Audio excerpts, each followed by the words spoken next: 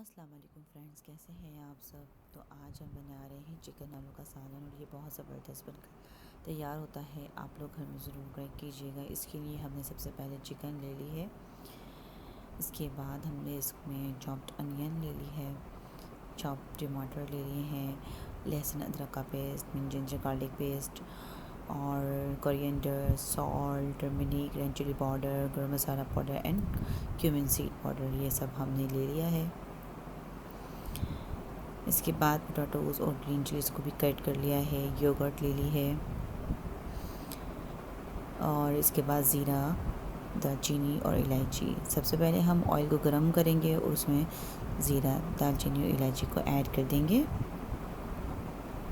اور اس کے بعد انین کو ایڈ کر دیں گے، اور اس کو بالکل لائٹلی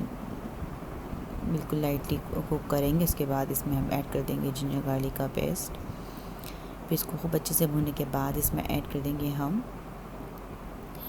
چکن اور تمام اسپائسیز، سب کچھ ایڈ کر دیں گے، اور اس کو خوب اچھے سے مکس کریں گے اور اس کو بہت اچھے سے کوک کر لیں گے۔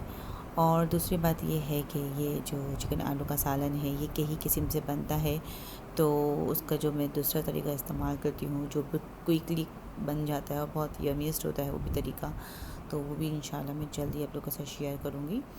اس کے بعد ہم نے پوٹیٹوز ایڈ کر دیے تھے، مسالہ بھوننے کے بعد پھر لڈ لگا کے اس کو اچھے سے کوک کر لیا تھا۔